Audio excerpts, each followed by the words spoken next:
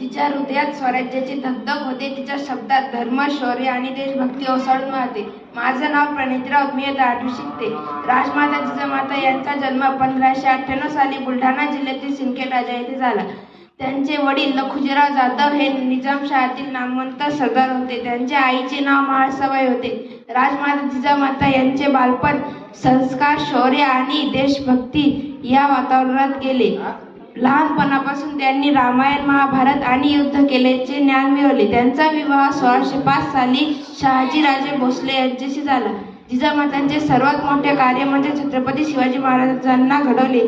त्या केवळ आई नव्हत्या, तर त्या छत्रपती शिवाजी महाराजांच्या पहिल्या गुरु होत्या. छत्रपती शिवाजी महाराजांनी उभारलेले स्वराज्य ते केवळ तलवारीच्या बलावर नव्हते, तर त्यामागे जिजामातांच्या संस्काराची शक्ती होती. तोरण, रायगड, प्रतापगड हे दगड नव्हते, ते जिजाऊंच्या विचारांचे किल्ले होते. छत्रपती शिवाजी महाराजांना घडवणारी माता इतिहास नाही, ती इतिहास घडवणारी शक्ती आहे. जय जिजाऊ, जय